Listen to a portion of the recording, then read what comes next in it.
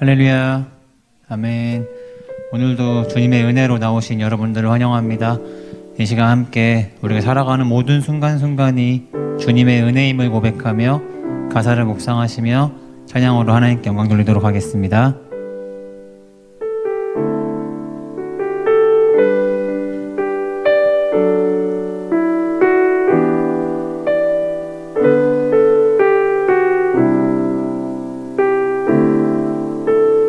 고백해볼까요? 주 나의 모습 보네. 주 나의 모습 보네. 상한 나의 맘 보시네. 주 나의 눈물 안에 홀로 울던 맘 아시네. 주 나의 모습 보네.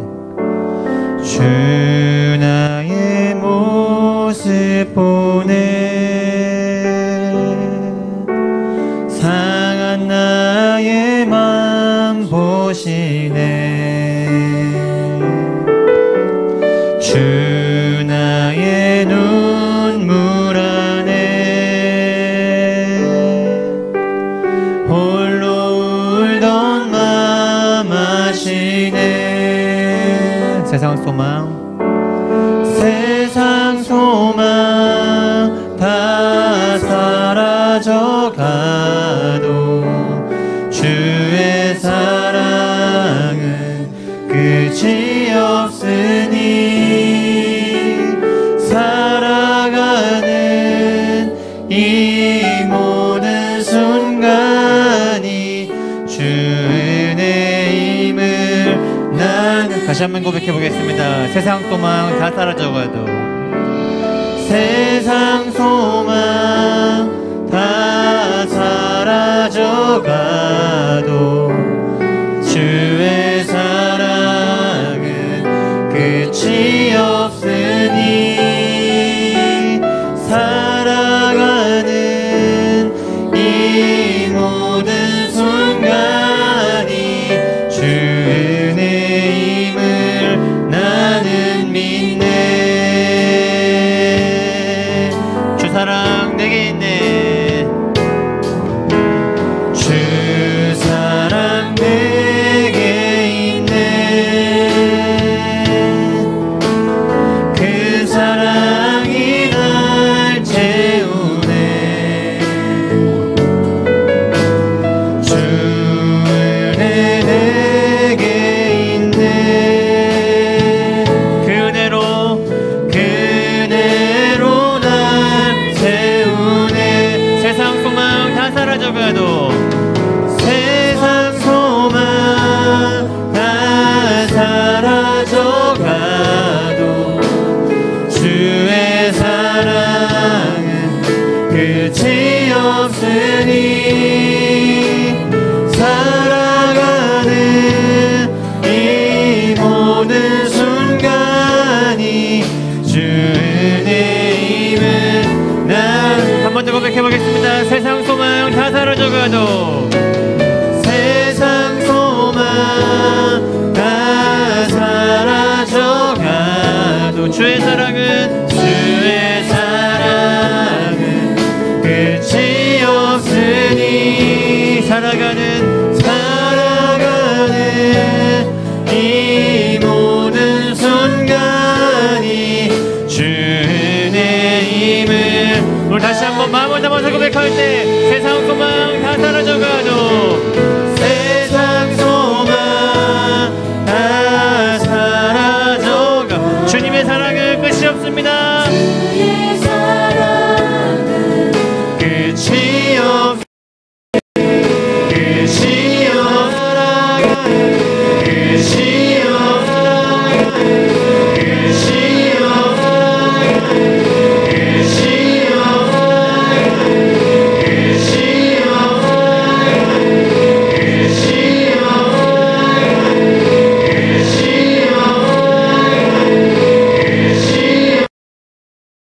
좋겠습니다.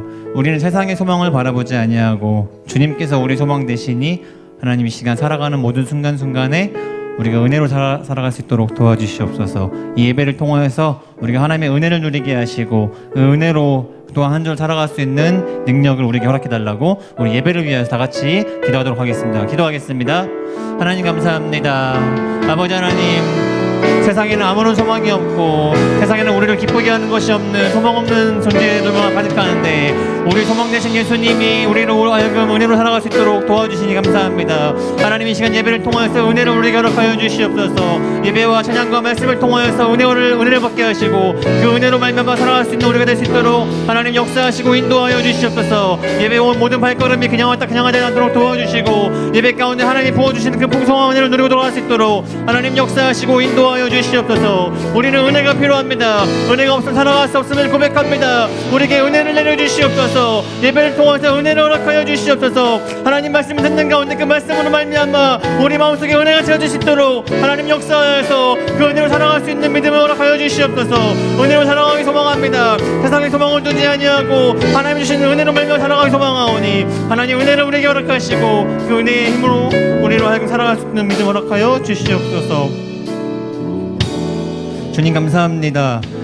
세상에는 우리를 기쁘게 할 만한 것이 아무것도 없는 소망 없는 존재들로만 가득한데 우리 소망 되시는 주님께서 우리를 예배의 자리로 불러주시고 이 자리를 초청하여 주시니 참으로 감사합니다. 하나님 이 시간 이 자리에 나온 모든 영혼들 그냥 왔다 그냥 가지 않도록 도와주시고 그냥 왔다 할지라도 하나님이 주시는 큰 은혜를 누리고 돌아갈 수 있도록 도와주시옵소서. 세상에 소망을 두지 아니하고 우리는 은혜로 살아가는 존재인 줄 믿사오니 이 시간 은혜 받게 하시고 그 은혜로 한 주 동안 살아갈 수 있는 믿음을 우리에게 허락하여 주시옵소서. 감사와 찬양 주님께 올려드리며 우리의 소망 되시는 예수님의 이름으로 기도합니다. 아멘. 우리 함께 서로 축복하고 살아가면서 박수치면서 찬양하도록 하겠습니다.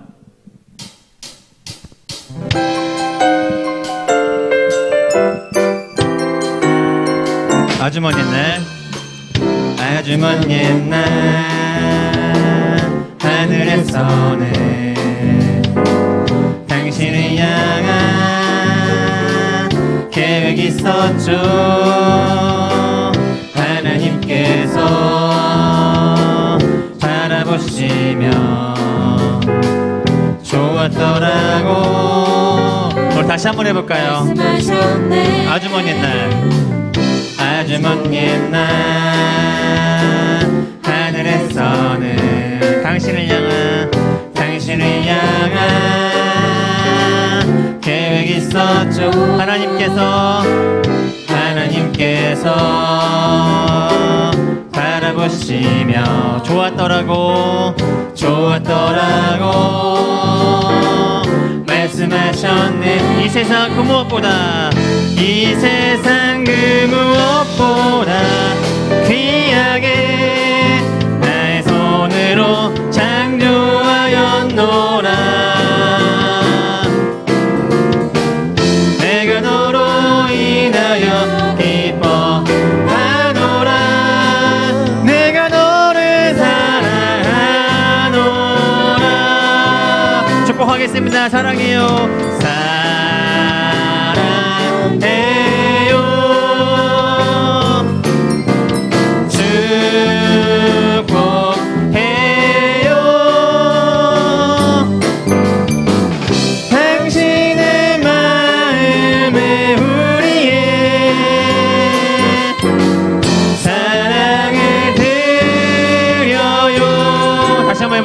아주 먼 옛날 하늘에서는 당신을 향한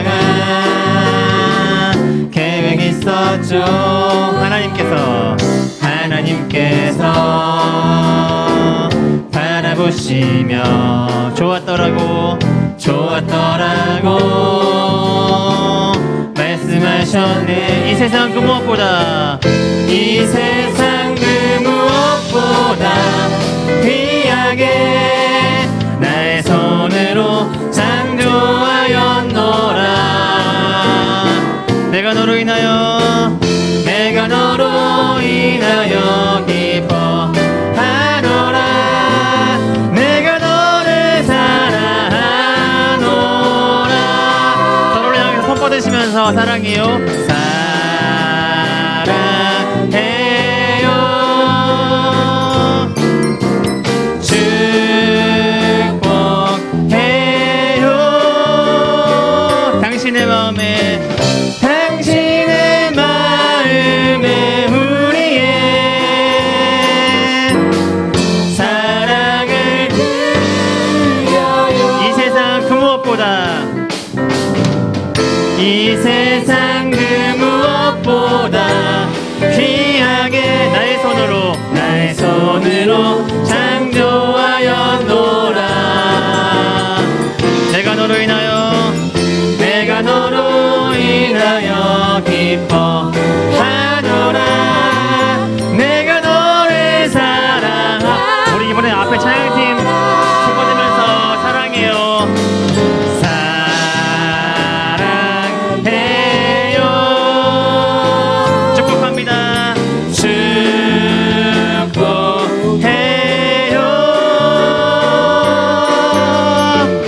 당신의 마음에 우리의 자, 우리 이번에는 우리 악기팀만 하면서 사랑하고 축복합니다. 사랑해요. 사랑해요.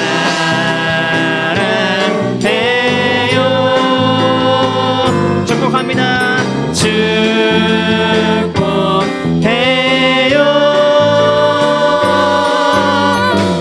당신의 마음에 우리의 우리 마지막으로 늘 고생하시는 강송실 향해서 강송실 사랑해요. 사랑해요. 진심을 다해서 축복합니다. 축복해요. 축복해요.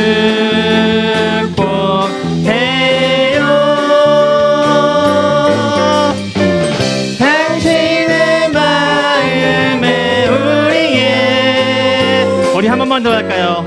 나 자신을 향해서 주님 저를 사랑합니다. 사랑해요. 사랑해요. 여러분 축복합니다. 축복해요.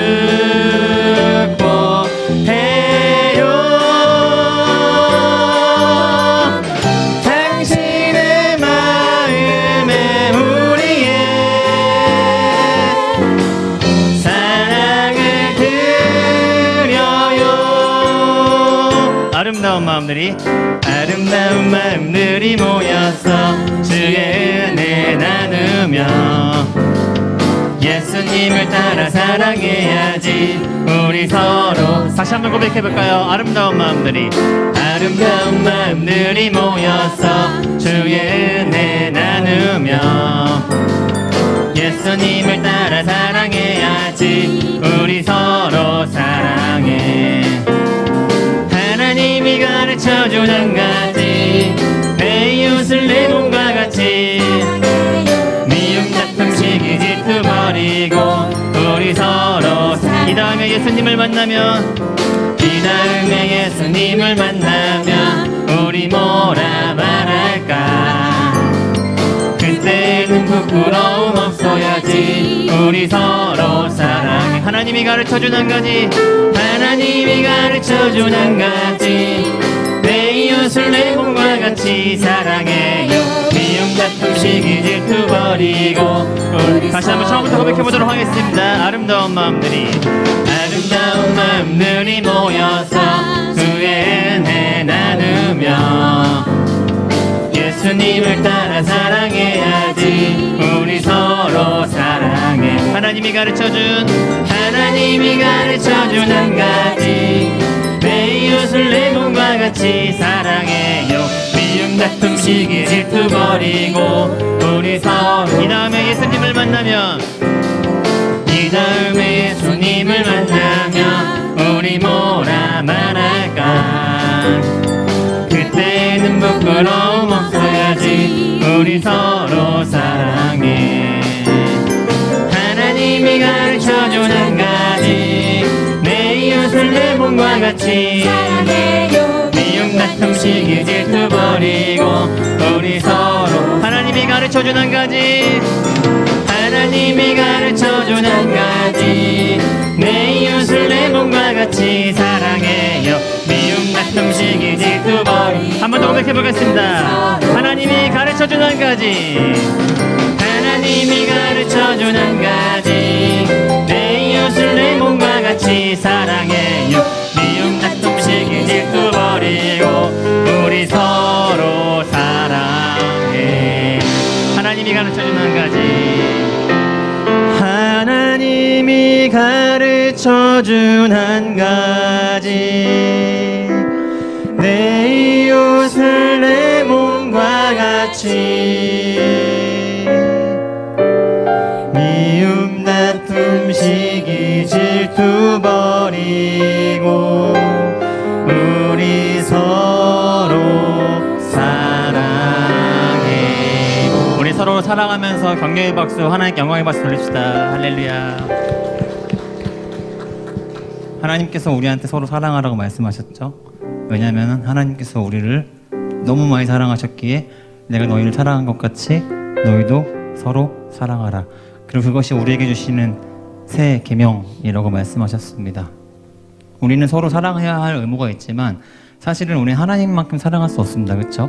각자의 이해관계 속에서, 각자의 서로의 이익 속에서 내가 이 사람과 교제하면 나에게 얻는 이익이 무엇일까를 생각하고 또 살아가다 보면은 이 사람과 나의 관계 속에서 이익될 게 없고 손해만 본다면은 그 사랑을 끊어버리는 우리의 연약한 모습들을 우리는 많이 발견하죠. 그러나 하나님의 사랑은 그렇지 않습니다. 하나님께서는 우리가 굳이 잊지 않아도 하나님은 손해볼 것이 없으세요. 하나님 자체로 완전하시고 하나님 자체로 위대하신 분이시기에 하나님 우리 없어도 되거든요. 근데 하나님 우리 너무 많이 사랑하셔가지고 우리한테 한없는 사랑을 부어주시는 분이 바로 하나님이십니다. 그래서 우리가 이제 앞으로 할 찬양의 고백에서는 하늘을 두루마리 삼고 바다를 먹물 삼아도 한없는 하나님의 사랑을 다 기록할 수가 없을 만큼 하나님의 사랑은 크고 높고 위대하다고 우리한테 알려주고 계십니다. 하나님의 사랑은 장난이 아닙니다. 우리가 알고 있는 그 사랑의 정도가 아니라 하나님의 사랑은 감히 상상할 수도 없는, 우리가 이 사랑을 누려도 되나 싶을 만큼 높고 위대하신 사랑이 바로 하나님의 사랑입니다. 이 시간 찬양하실 때 우리가 하나님만큼 사랑할 수는 없지만, 우리가 하나님을 사랑한다 고백하지만 하나님만큼 사랑할 수 없음을 잘 알고 있잖아요. 그러나 하나님, 우리가 할 수 있는 최고의 사랑을 하나님께 드리겠습니다. 우리가 할 수 있는 우리 마음을 다해서 우리의 최선을 하나님께 드리겠습니다라는 마음으로 함께 이 찬양 고백하도록 하겠습니다.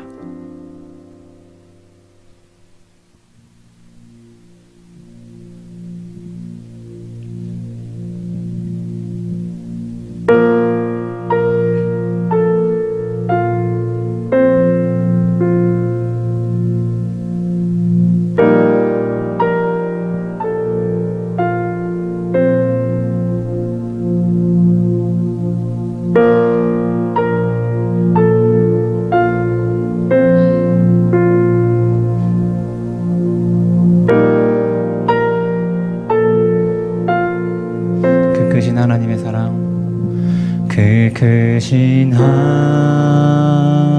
하나님의 사랑 말로 다 용 못하네.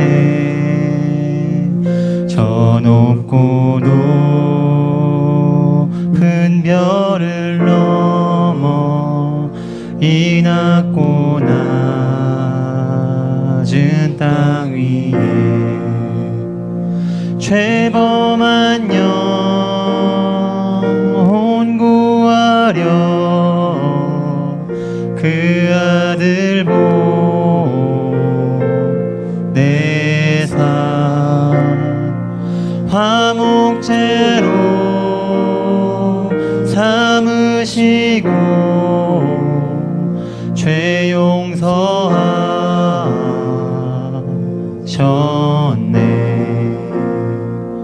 하나님 크신 사랑은 증량다모하며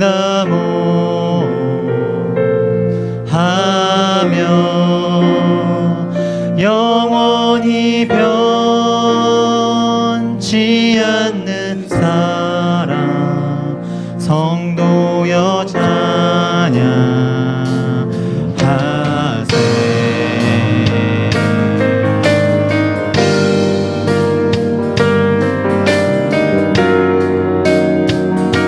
우리 2절로 고백해 보도록 하겠습니다. 괴로운 시절 지나가고 땅 위에 영화세할 때 주 믿지 않던 영혼들은 큰 소리 외쳐 울어도 주 믿는 성도들에게 주 믿는 성도들에게 큰 사랑 베푸사 우리의 죄 사했으니 그네이 하나님 크신 사랑을 하나님 크신 사랑을 증량나무 하며 영원히 변치 않는 사랑 성도였자니 우리 이제 다시 한번 마음을 담아서 고백할 때 하나님 크신 사랑은 하나님 크신 사랑을 증량나무 하며 영원히 변치 않는 사랑 성도였자냐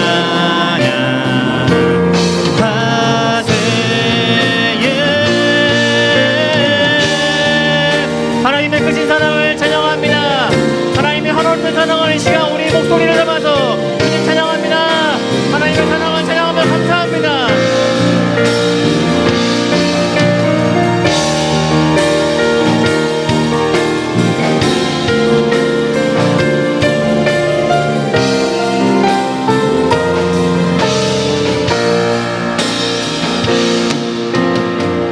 하늘을 두루마리 삼고 하늘을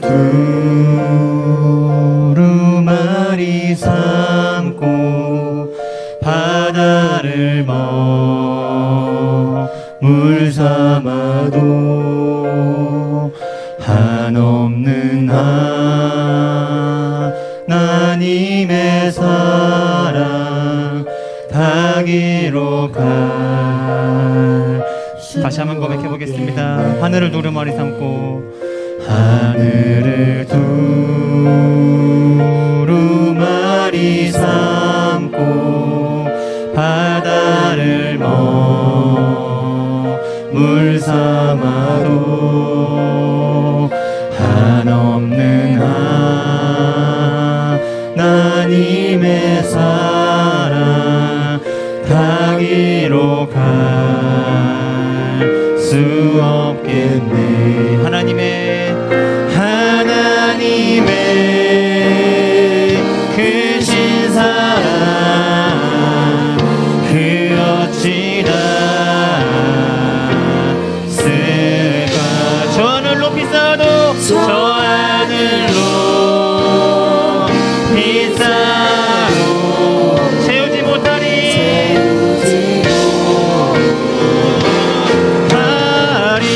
하나님 크신 사랑을 증량나무 하며 영원히 변치 않는 사랑 성도여자 다시 한번 마음을 담아서 고백할 때 하나님 크신 사랑은 하나님 크신 사랑은 증량나무 하며 영원히 변치 않는 사랑 성도여 다시 한번 고백할 거예요. 하나님 크신 사랑을 증명할 수가 없습니다. 하나님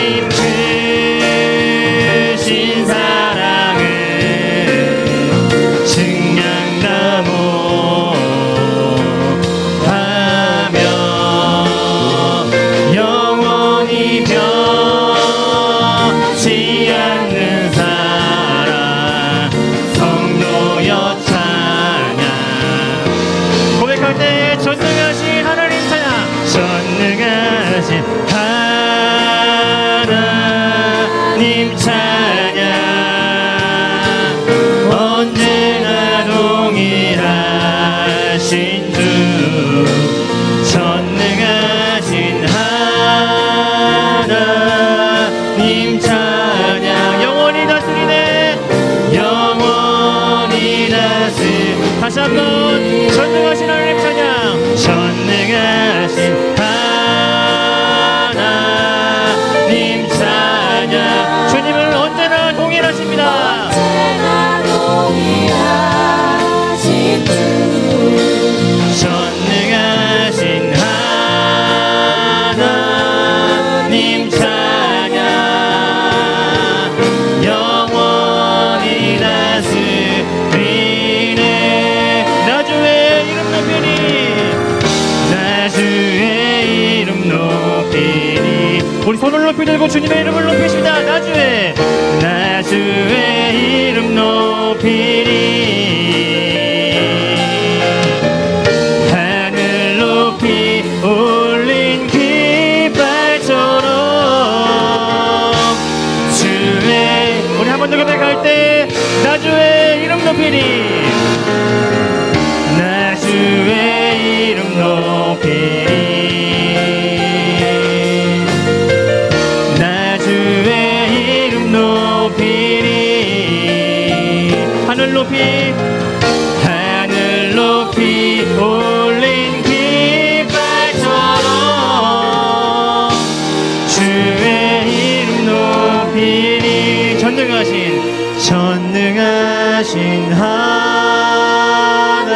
하나님 찬양. 언제나 동일하신 주. 전능하신 하나님 찬양. 영원히 다스리네. 예, 그렇습니다. 하나님께서는 언제나 동일하게 예전부터 지금까지 앞으로도 우리를 사랑하시는 분이 바로 하나님이십니다. 이 시간 기도하실 때 하나님, 우리를 사랑하여 주신 그 은혜에 감사드립니다.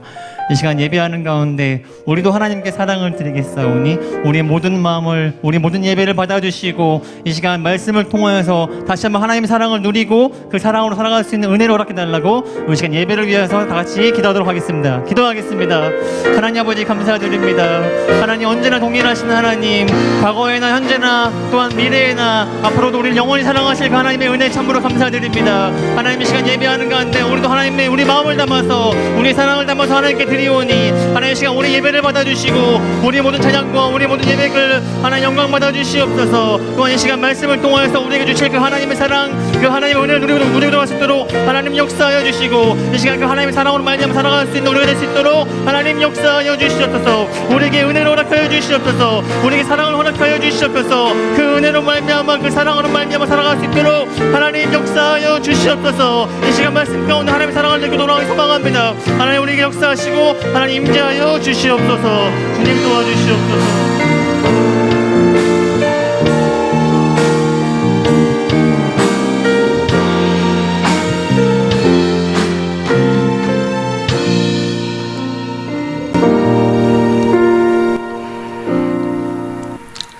전능하신 하나님 찬양합니다.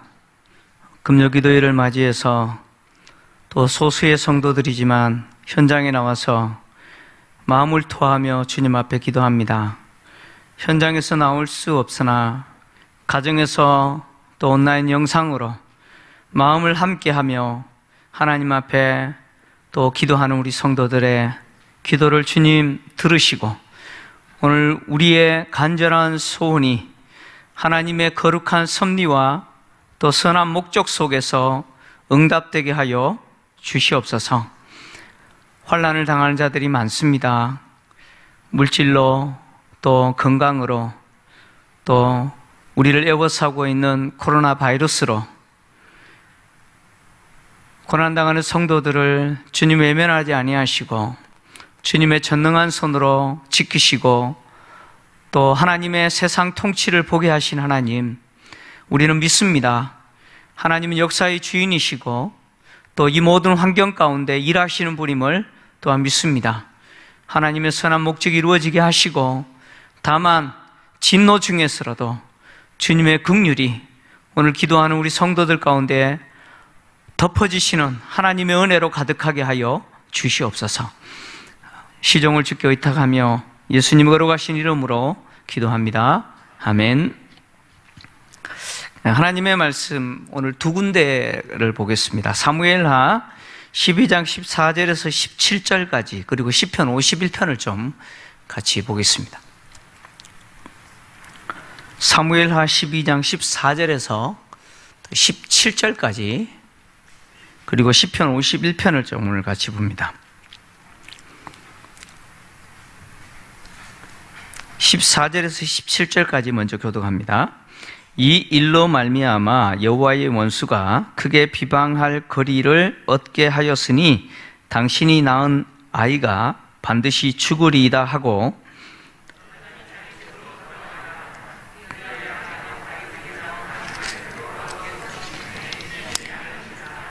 다윗이 그 아이를 위하여 하나님께 간구하되 다윗이 금식하고 안에 들어가서 밤새도록 땅에 엎드렸으니 그 집의 늙은 자들이 그 곁에 서서 다윗을 땅에서 일으키려 하되 왕이 듣지 아니하고 그들과 더불어 먹지도 아니하더라. 아멘. 시편 51편을 좀 보겠습니다. 1절에서 19절까지 좀 긴 내용인데 그래도 같이 또 교독하겠습니다. 하나님이여, 주의 인자를 따라 내게 은혜를 베푸시며 주의 많은 긍휼을 따라 내 죄악을 지워주소서.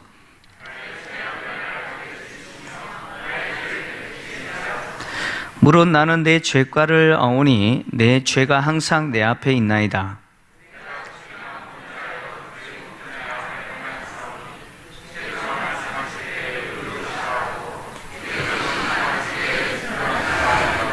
내가 죄악 중에 출생하였으며 어머니가 죄 중에서 나를 잉태하였나이다.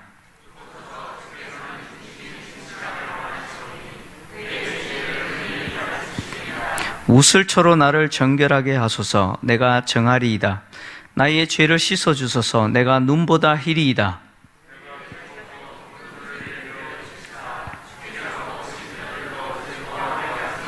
주의 얼굴을 내 죄에서 돌이키시고 내 모든 죄악을 지워 주소서.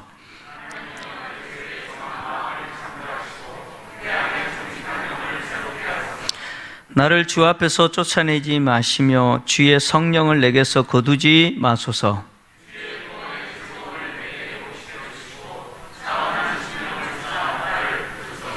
그리하면 내가 범죄자에게 주의 도를 가르치리니 죄인들이 주께 돌아오리이다.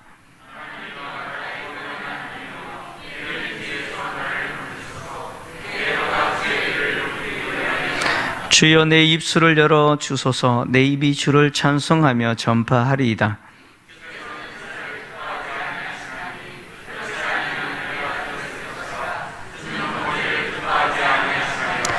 하나님께서 구하시는 제사는 상한 심령이라. 하나님이여, 상하고 통회하는 마음을 주께서 멸시하지 아니하시리이다.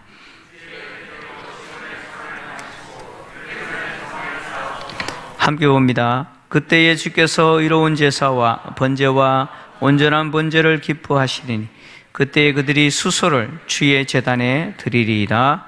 아멘. 할렐루야.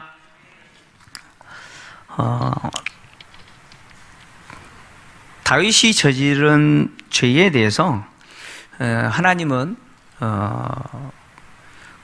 다윗이 행한 대로 당하는 처벌을 내리셨죠. 그래서 칼이 다윗의 집에 영원히 떠나지 않을 것이다 라고 하셨고, 그 다음에 다윗과 다윗에게 재앙을 내리셔서 재앙을 일으키실 것이다 라고 하셨고, 재앙이라는 것은 악이죠. 다윗이 행한 악, 여호와 앞에서 행한 악이 다윗에게로 다시 돌아가는 거죠. 그 다음에 다윗이 바세바와 은밀하게 불륜했지만 하나님은 다윗의 아내들을 백주의 이웃들에게 주시겠다 이렇게 처벌을 내렸습니다. 다윗은 자신이 저지른 죄에 대해서 하나님이 내리신 처벌을 받아야만 했습니다. 하나님의 처벌은 눈에는 눈, 이에는 이와 같은 법칙이겠죠. 그러니까 마치 이 처벌은요, 이렇게 생각하시면 됩니다.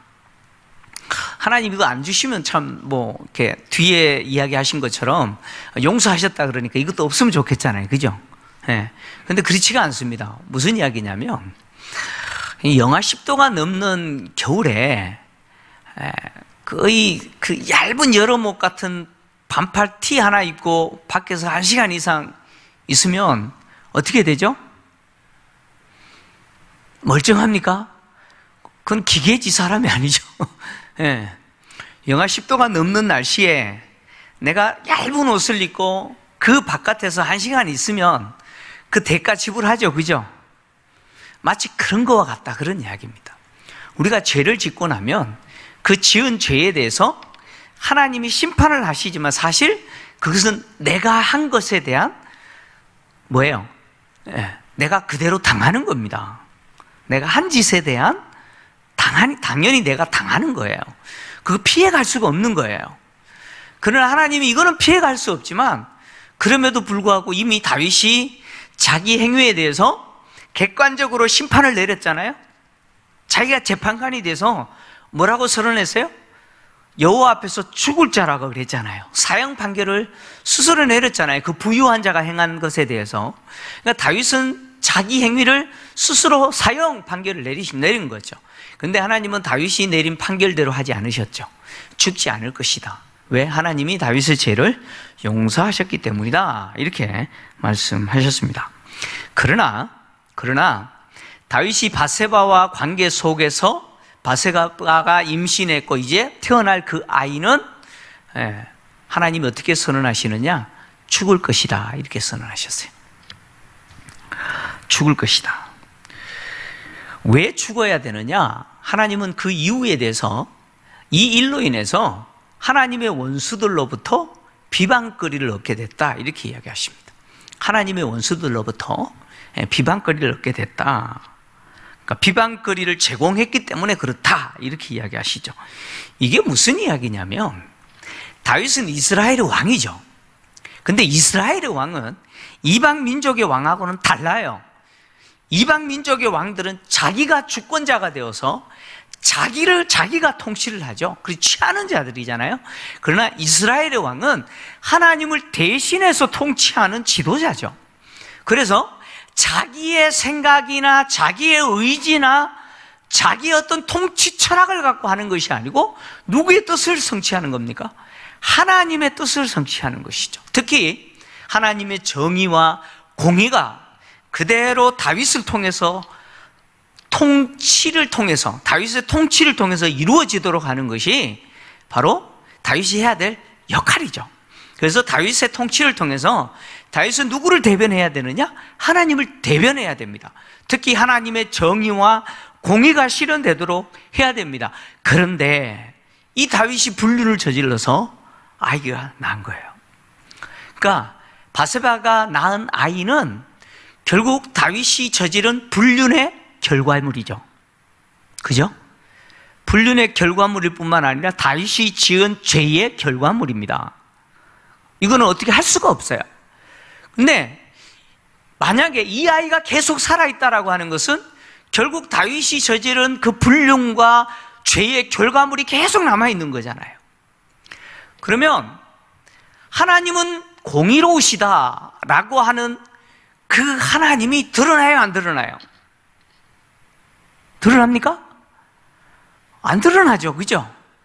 하나님은 마치 어떤 분이시느냐? 죄 지어도 좋아 그런 분인 것처럼 하나님 살아계시면 어떻게 이런 일이 그냥 이렇게 있습니까? 라고 하나님에 대해서 비방할 수 있는 뭐예요? 원인이 제공이 되잖아요. 그래서 하나님이 참 어떻게 보면 태어난 이 아이에게 있어서는 참 안타까운 것이죠, 그죠? 그럼에도 불구하고 하나님은 이 아이의 생명을 거둬가시겠다는 거예요. 당신께서 다윗이 저지른 그 죄의 결과물이 계속 살아있는 것으로 인해서 계속해서 비방거리가 되는 것을 원치 않으시는 거죠. 그래서 이 아이의 생명을 하나님은 거둬가신다. 그래서 죽을 것이다. 이렇게 이야기했죠.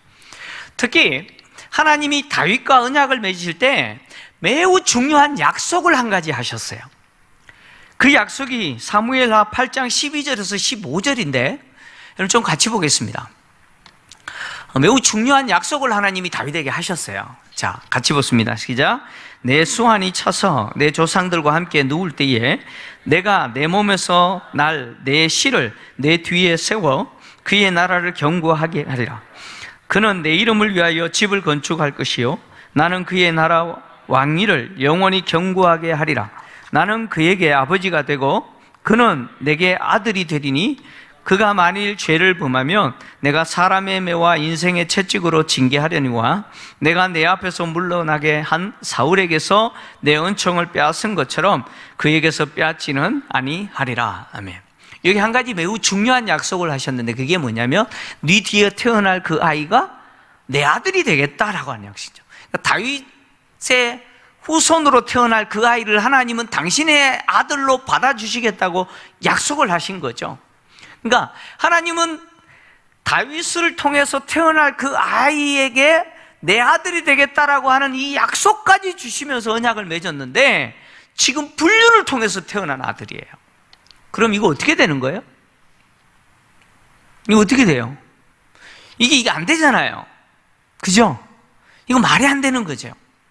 그래서 하나님이 이 아이는 정말 안타깝지만 하나님이 이 아이의 생명을 취할 것이다 이렇게 하신 거죠. 나단 선지자가 이렇게 이제 아이의 죽음을 선고하고 나서 갑니다. 가고 나서 이제 뭐 바세바가 낳았겠죠. 아이를 낳았는데 하나님이 그 아이를 치셨어요. 치시자 심히 앓게 되었다 이렇게 이야기합니다. 그러니까 이제 죽어가고 있는 거죠. 근데 참 하나님이 그냥 바로 생명 거둬가시면 되는데 그렇게 하지 않아요. 심히 앓게 하세요. 그러니까 바로 생명을 거둬가지 않아요? 그러니까 즉시 죽지 않자 다윗이 하는 행동이 뭐냐? 이제 기도하는 거죠. 아이 좀 살려달라고 이제 하나님 앞에 기도합니다. 자, 하나님이 왜 이 아이의 생명을 금방 거둬가지 않았을까? 하나님 목적이 있습니다. 그것은 뭐냐면 이 아이의 생명을 거둬가는 과정을 통해서 다윗으로 하여금 자신이 지은 죄가 얼마나 무서운 죄였고 그 자신이 지은 죄로 인해서 다윗이요 정말 뼈가 부서지는 그런 고통을 겪게 하시고 그것을 통해서 다윗으로 하여금 뭐예요? 정말 하나님 앞에 엎드려서 회개하게 만드시는 것이죠. 그런 기회를 하나님이 주시기 위해서 그 아이의 생명을 바로 취하지 않습니다. 아이가 심하게 앓게 되자 아이를 위해서 다윗이 하나님 앞에 엎드려 음식도 먹지 않고 이제 기도하기 시작합니다. 밤새도록 땅에 엎드려 기도하는데 그 다윗의 신하들 가운데 나이가 많은 신하들이 왕을 일으켜 세우려고 해도 왕이 어떻게 해요? 거절하죠. 거절합니다. 그들과 함께 먹으려고 하지도 않고 아이에게 긍휼을 베풀어 달라고 다윗이 기도합니다.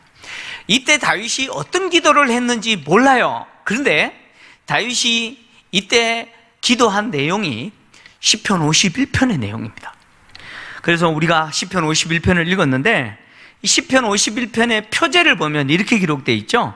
다윗의 시, 인도자를 따라 부르는 노래, 그리고 배경을 이야기하고 있는데 다윗이 밧세바와 동침한 후 선지자 나단이 그에게 왔을 때라고 이야기합니다.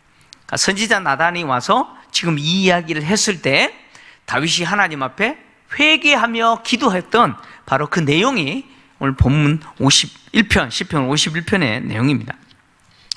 오늘 시편 51편을 좀 이렇게 중심으로 다루려고 합니다. 시편 51편은요, 크게 네 부분으로 나눠질 수 있습니다. 뭐 다양하게 나눌 수 있지만 크게 네 연으로 나눌 수 있는데 첫 번째 연은 1절에서 6절까지입니다. 1절에서 6절까지의 내용은 뭐냐면 다윗이 자신의 죄를 고백하고 죄 앞에서 자기의 무능함을 고백하는 거죠. 자신의 죄를 고백하고 자신의 죄 앞에서의 무능을 고백하는 것이 첫 번째 1절에서 6절까지의 내용이고, 그리고 7절에서 9절까지가 두 번째 연인데 자기의 죄를 용서해달라고 호소하는 내용입니다. 죄를 용서해달라. 그 다음에 세 번째 연이 10절에서 15절까지의 내용인데 이제 자기의 내면에서부터 영적으로 완전히 갱신시켜달라. 한마디로 재창조해달라. 새로운 창조가 내 내면에서부터 일어나게 해달라고 호소하는 내용이 세 번째 연이고요. 마지막 네 번째 연이 16절에서 19절까지인데, 하나님이 자기의 죄를 용서하시면 자기가 하나님 앞에 참된 제사를 드리겠다라고 하는 서약, 이 정도로 되게 작정, 결심, 이런 내용으로 되어 있습니다. 첫 번째 부분인 1절에서 6절까지의 내용이 자신의 죄를 고백하고 죄 앞에서 자기가 얼마나 무능한 존재인지를 실토하는 내용이죠. 특히 다윗은요, 지금 자신의 죄를 고백하면서 하나님의 중요한 성품을 의지합니다. 하나님의 중요한 성품을 의지하는데, 그 하나님의 중요한 성품이 뭐냐? 바로 하나님의 그 인자하심, 인자와 많으신 긍휼이죠. 긍휼은 다르게 이야기하면 자비입니다. 하나님의 그 인자와 자비라고 하는 성품에 호소합니다. 자기 용서해달라고. 여기서 중요한 것이요, 시인이 하나님의 성품으로서 인자와 긍휼에 호소를 하는데, 이 긍휼이라고 하는 이 단어가요, 무슨 뜻이냐면 히브리어로 불쌍히 여김 또는 동정, 또 자비, 이렇게 번역될 수 있는데, 이 단어는 주장할 수 없는, 요구할 수 없는 친절을 베푸는 거예요. 그러니까 요구할 수 없는 친절을 베푸는 것을 긍휼이라고 이야기합니다. 요구할 수 있는 어떤 조건이 있어서 내가 요구하는 것은 긍휼이 아니겠죠. 나는 요구할 수 있는 조건이 아무것도 없어요. 요구할 수도 없어요. 그런데 내게 베풀어 주는 것이 긍휼이라는 것이죠. 그런데 이것을 하나님에게 적용되어서, 특히 또 이것이 동사로 사용되었을 때는 무한한, 무제한적으로 베풀어주는 자비, 긍휼, 이런 뜻입니다. 불쌍히 여김, 이런 뜻이죠. 그러니까 하나님은 이런 성품을 갖고 계시다는 거죠. 다윗은요, 자신의 죄가 용서되고 씻어져서 깨끗하게 될 수 있는 유일한 길은 뭐냐? 하나님의 자비, 하나님의 그 조건 없이 베풀어 주시는 그 긍휼을 의지하는 것 밖에는 없다라는 것을 아는 것이죠. 다윗이 하나님의 그 인자하심과 많은 긍휼에 호소하면서 자기 죄를 용서해달라고 자기 죄를 고백하는 것은, 자신의 죄는 절대 용서될 수 없는 죄라는 사실을 아는 것이죠. 자기의 죄가 용서받을 수 없는 죄라는 것을 아는 것입니다.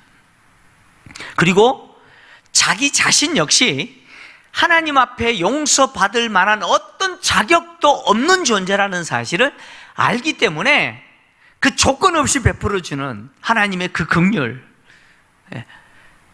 요구할 수 없는 그 긍휼, 그것을 베풀어 달라고 호소하는 것이죠.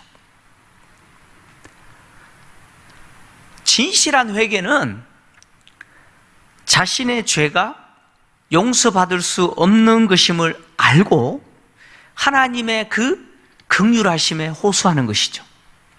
그게 참 진실된 회개입니다. 내 죄가 얼마든지 용서받을 수 있어 라고 생각하는 것은 진정한 회개가 아니라는 것이죠. 내 죄는 절대 용서받을 수 없는 것인데, 그래서 필요한 것이 하나님의 무제한적인 뭐예요? 자비죠. 조건 없이 베풀어 주시는 그 자비가 필요한 것이죠. 다윗은 자신의 죄가 항상 자신 앞에 있다, 이렇게 고백하죠. 항상 자신의 죄가 자신 앞에 있어요. 자신 앞에 자기가 지은 죄가 항상 있다라고 하는 것은 자기가 얼마나 죄 앞에서 무능한 존재인지를 고백하는 것이죠. 다윗이 저지른 죄는요, 다윗 앞에서 계속해서 다윗을 고발해요. 이런 거죠. 지금 계속해서 앓으면서 죽어가고 있는 그 아이를 볼 때마다 다윗은 고통을 느끼죠. 특히 무엇에 대한 고통을 느껴요? 자기가 저지른 죄에 대한 고통을 느끼는 거죠. 다윗은 자신이 지은 죄로 인해서 지금 심한 고통을 겪고 있는데, 이 고통은 그 다윗이 지은 죄가 다윗에게 계속 뭐예요?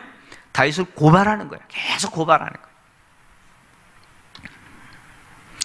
다윗은 자기의 죄에 대해서 뭐 핑계하지 않습니다. 오늘 여기 보시면 다윗이요, 계속해서 어떤 용어를 쓰냐면 나의 죄, 나의 죄, 나의 죄악, 나의 죄과 뭐 이런 표현을 계속 써요. 계속 내가 나의 그러니까 변명하지 않습니다. 다윗은 자신이 지은 죄가 심지어 여호와께 지은 죄라고 이야기를 하죠.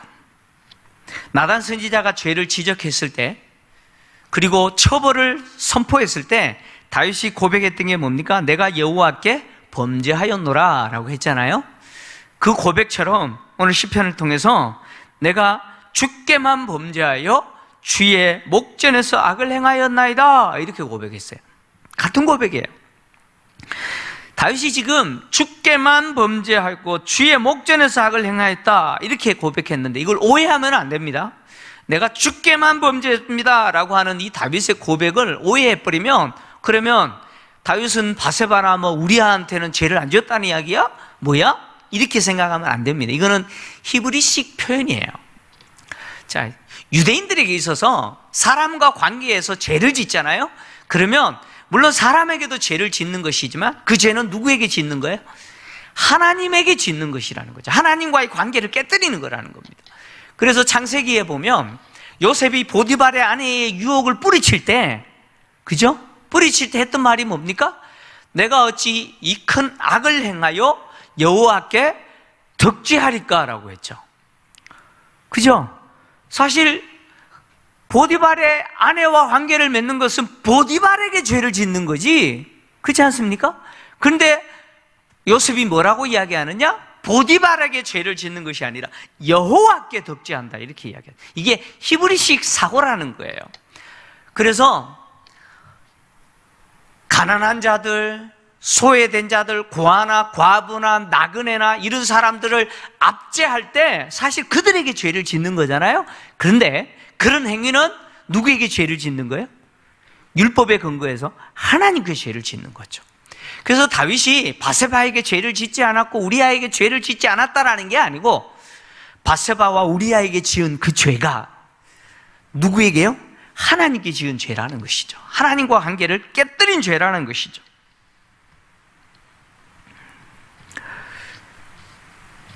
다윗은 자신이 하나님과 관계를 깨뜨리는 죄를 지었기 때문에 하나님이 자신에게 내린 그 처벌 있잖아요. 칼이 영원히 떠나지 않을 것이다. 그리고 또 하나님이 재앙을 일으키실 것이고, 그리고 백주의 다윗의 아내들을 이웃에게 줄 것이다 라고 하는 이 처벌에 대해서 다윗은 그걸 인정할 수밖에 없죠. 그래서 다윗이 뭐라고 오늘 고백하느냐, 이렇게 고백합니다.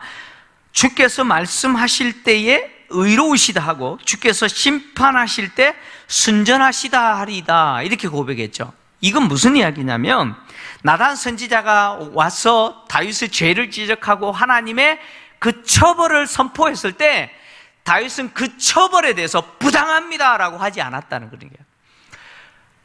하나님이 자기에게 내린 그 처벌에 대해서 다윗은 인정할 수밖에 없는 거죠. 옳습니다. 하나님이 나에 대해서 죄를 지적하고 그 죄의 결과에 따라서 처벌을 내리셨는데 그 하나님의 처벌은 정당합니다. 정당합니다. 다윗이 이렇게 고백하고 있는 것이죠. 다윗은 이렇게 죄를 지은 자기가 얼마나 무기력한 존재인지, 그리고 이렇게 죄를 짓는 자신이라고 하는 존재는 처음에는 깨끗하고 죄 안 짓는 존재였는데 어떻게 하다 보니까 죄를 지은 존재가 아니라고 인정을 하죠. 그래서 다윗은 뭐라고 고백해요? 진짜 자기는 무기력한 존재로서 언제부터요? 그는 죄악 중에 출생했다고 이야기합니다. 어머니가 죄 중에 자기를 어떻게 했다고요? 잉태했다라고 이야기합니다. 죄악 중에 출생했고 어머니가 죄 중에 잉태했다라고 이야기합니다. 그러니까 다윗은 자기가 태어나는 순간부터 어머니의 배 속에서 잉태되는 그 순간부터 자기 속에 무엇이 있다고 이야기해요? 죄 짓고자 하는 죄성이 있다, 그런 이야기죠. 그래서 인간은요, 태어날 때부터 죄성을 갖고 태어나는 거죠. 예, 뭐 성선설, 선악설 뭐 이런 거 있겠잖아요, 그죠? 예? 인간은 태어날 때부터 벌써 뭐예요? 죄성을 갖고 태어납니다. 그러면 인간이 죄를 안 지을 수 없죠? 죄를 안 지을 수 있는 인간은 아예 없다라고 볼 수가 있죠. 죄 짓기 위해서 태어나는 거예요. 그래서 어떤 분이 그렇게 표현하는 것처럼 뭐 눈만 뜨면 죄 짓는다 그러잖아요, 그죠? 예. 인간은 그런 존재예요. 눈만 뜨면 뭐예요? 죄 짓는 거죠. 그런 것 같아요. 예? 잘 때는 죄 안 짓죠, 그죠? 눈만 뜨면 죄를 지어. 인간이 죄성을 갖고 태어났다, 즉 죄악 중에 잉태되어지고 또 죄 중에 태어나는 이런 인간의 이 본연의 모습은 결국 인간이 죄를 짓지 않으려고 아무리 스스로 노력해도 그게 가능하다는 말이에요? 불가능하다는 이야기입니까? 불가능하다, 그런 이야기예요. 다윗은 이것을 고백하는 겁니다. 다윗은요, 예, 뭐 우리가 다윗을 욕하지만, 야, 어떻게 다윗이 이럴 수 있어? 라고 할지 모르지만 사실 솔직히 말하면 우리 역시 어떻게 해요? 뭐 다를 바 있어요? 다윗은 자기가 경건한 존재가 아니라고 이야기합니다. 자기는 처음부터 경건한 죄를 멀리하는 그런 존재가 아니라고 이야기하는 거예요. 태어날 때부터 죄질 수밖에 없는 존재로 태어났고 하나님의 은혜로 여기까지 왔지만 결국 뭐예요? 무너지게 된 거죠. 그래서 다윗은 어떻게 해야 인간이 죄를 짓지 않을 수 있는가? 그것은 하나님이 우리 내면에서부터 죄를 짓지 않도록 뭘 주셔야 돼요? 지혜를 주셔야 돼요. 다윗이 그 이야기 하는 겁니다. 지혜로 우리를 가르쳐 주셔야 돼요.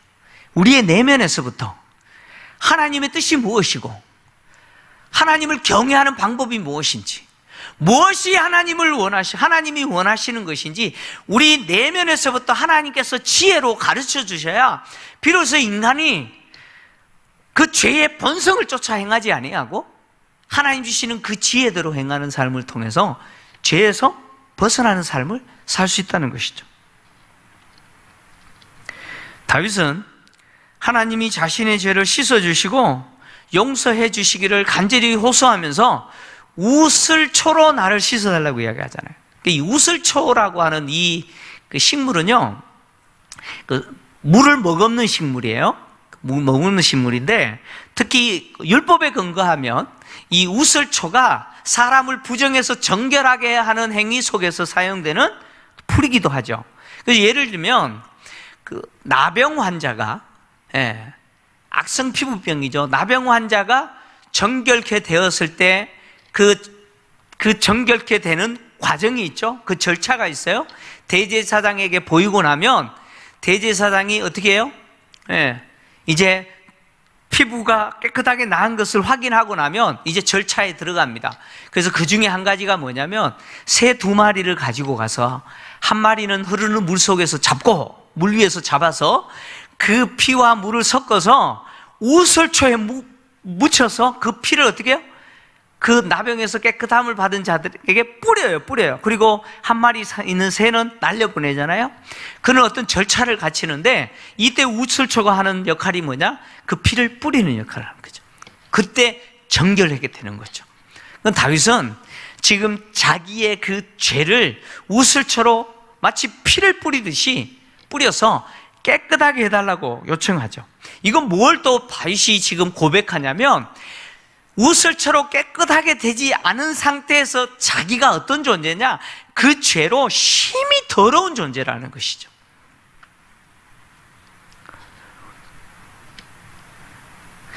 하나님이 자기를 씻어주시지 않으면 자기는 어떤 존재예요? 죄로 인해서 부정한 존재죠. 이사야 선지자가 이사야서 1장을 통해서 그렇게 얘기했잖아요. 오라 우리가 서로 본론하자라고 하면서 너희 죄가 주홍같이 붉을지라도 진홍같이 붉을지라도 눈과 같이 양털과 같이 휘어질 거다라고 이야기했잖아요. 하나님이 진홍같이, 진홍이 어떤 색깔이에요? 붉다 말하고 막 검은색이 될 정도로, 그죠? 예.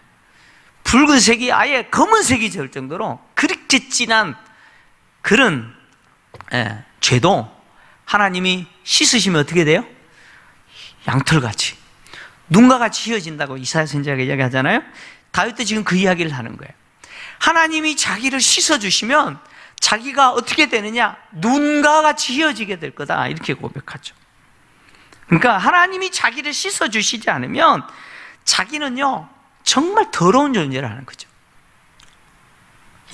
죄로 인해서 견딜 수 없는 더러운 존재라는 거죠. 죄는요 이렇게 인간으로 하여금 치명적으로 더럽힙니다. 죄는 인간으로 하여금 치명적으로 더럽혀요. 그래서 인간은 죄로 인해서 더럽혀지고, 죄로 인해서 더럽혀진 인간은 절대로 자기 스스로 그 죄로부터 벗어날 수 없죠. 그 더러운 죄를 씻어낼 수가 없어요. 그게 인간입니다. 인간은 스스로 그 더러운 죄를 씻을 수 없을 뿐만 아니라 인간은 그 더러운 죄의 구덩이 속에서 살아가는 거죠. 인간의 삶의 방식이 그래요. 인간의 삶의 현장과 인간의 삶의 모든 내용들을 들여다보면 결국 마치 진흙탕에서 뒹구는 것처럼 죄의 덩어리, 죄의 구덩이에서 뒹구는 삶을 인간은 살아가는 것이죠. 평생 죄의 더러운 구덩이에서 뒹굴다 사는 것이 그 인간이라는 겁니다. 스스로 어떻게 깨끗하게 할 수가 없어요. 하나님이 깨끗하게 하시지 않으면 깨끗할 수가 없는 것이죠. 결국 이렇게 평생 더러운 죄의 구덩이에서 몸부림치면서 살아가는 인간에게 하나님과 관계에서 하나님이 주시는 그 구원의 감격, 즐거움 누릴 수 있어요? 없죠. 그 즐거움이 없어요. 대신 더러운 죄의 구덩이에서 살아가는 자들이 끊임없이 당하는 것이 뭐냐면 바로 죄의식이죠. 죄의식으로 고통만 당합니다. 인간의 삶이 그래요. 그래서 죄가 얼마나 인간에게 고통을 주느냐, 다윗은 죄가 인간에게 주는 고통이 얼마나 그 통증이 아픈지 뭐라고 표현했냐면 주께서 꺾으신 뼈라고 이야기합니다. 혹시 뼈 부러져 보신 적 있어요? 네. 뼈 부러져 보시면 어때요? 안 아파요? 이게 어긋난 뼈 맞출 때요, 마취도 안 하고 막 하잖아, 그죠? 얼마나 아픈지 몰라요. 저도 경험해봐서 알아요. 막 숨이 넘어갈 정도로 아파요.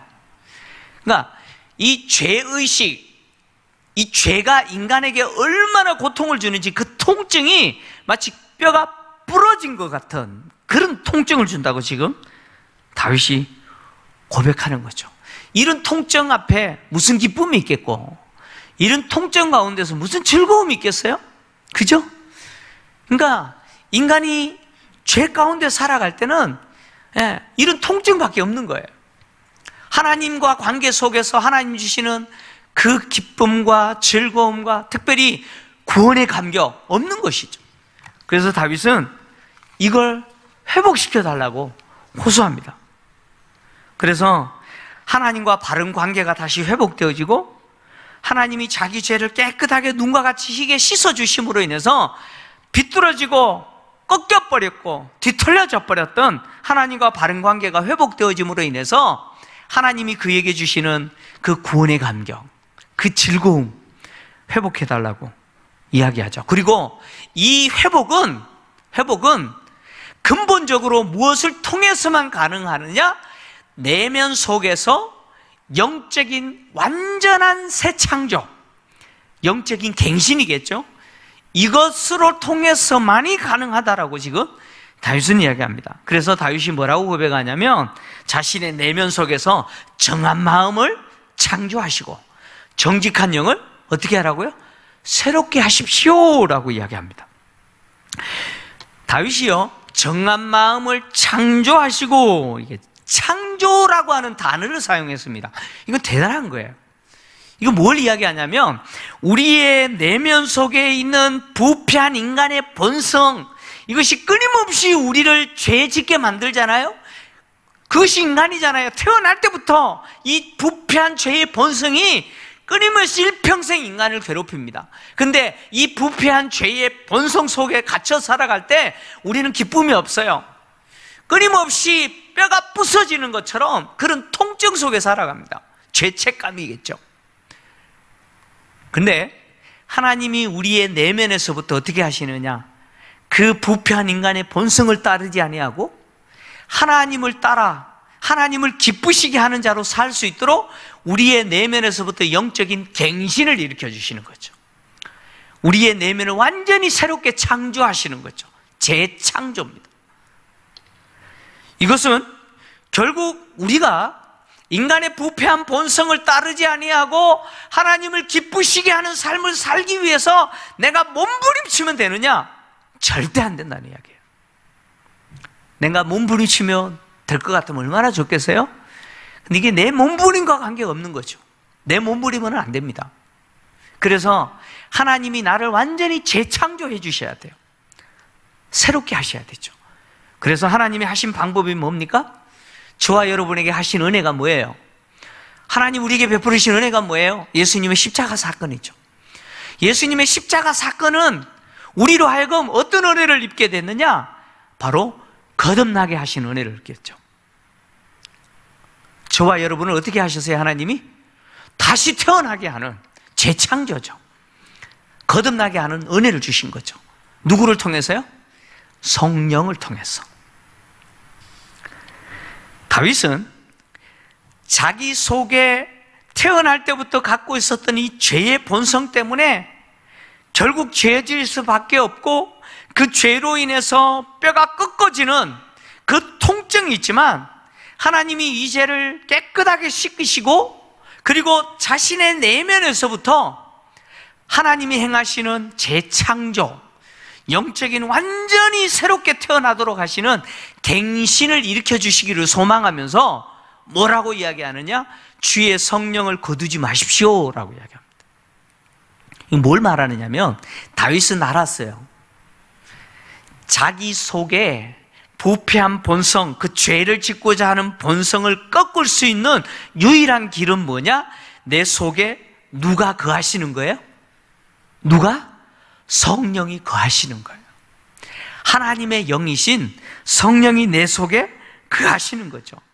그래서 성령을 거두지 말라 달라고 호소하는 것이죠. 성령의 내주하심은요, 하나님과 지속적인 교제와 영적인 갱신과 변화의 근원이 됩니다. 성령이 아니고는 누구 다 다시 태어날 수 없죠. 그래서 예수님이 니고데모에게 하신 말씀이 뭐예요? 물과 성령으로 거듭난다라고 이야기하시는 거죠. 그래서 다윗에게 있어서 가장 두려웠던 것이 뭐냐면 하나님이 자기에게 주신 성령을 거둬가 버리시는 거죠. 이거는 사실 누구에게 행하신 거예요? 바로 앞에 왕이었던 사울에게 하셨던 거예요. 하나님이 사울을 버리실 때 하셨던 게 뭐예요? 하나님의 영을 거둬가시는 것이었어요. 다윗이 정말 두려워했던 것이 바로 이것이었습니다. 하나님의 영을 거둬가 버리시는 거예요.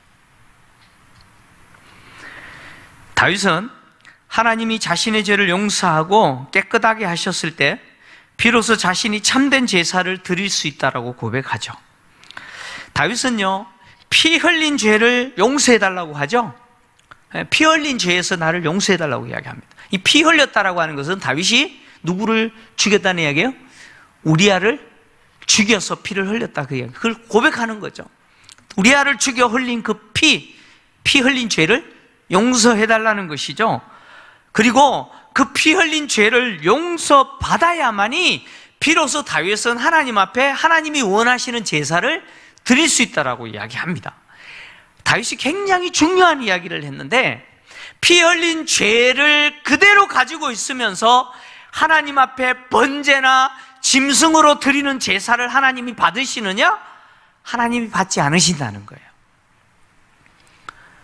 하나님은 짐승을 잡아서 드리는 제사를 받으시지만, 그런데 하나님이 받으시는 제사는 피 흘린 죄를 갖고 있는 그 사람이 그 죄를 여전히 갖고 있는 상태에서 짐승의 제사를 드렸을 때 하나님은 받으시느냐? 안 받으신다는 거예요. 그래서 하나님이 원하시는 제사는 뭐냐면, 짐승을 드리는 제사 이전에 그 제사를 드리는 자가 그 피 흘린 죄에서 뭐예요? 용서받는 것이죠. 그래서 다윗은 하나님이 원하는 제사는 상한 심령이라고 이야기합니다. 통회하는 마음이라고 이야기하죠. 이것이 다윗과 사울의 아주 중요한 차이입니다. 사울은요, 제사 드리는 자기와 하나님과 관계는 별로 그렇게 중요하게 생각하지 않았어요. 자기와 하나님과 관계는 별로 중요하지 생각하지 않아서 하나님의 말씀에 대해서 불순종하면서 하나님은 짐승의 제사를 드리기만 하면 좋아하신다, 이렇게 생각했어요. 이것이 사울이 생각한 거예요. 그래서 하나님의 말씀을 어기면서 그냥 계속해서 제사 드리는 거예요. 근데 다윗은 달랐어요.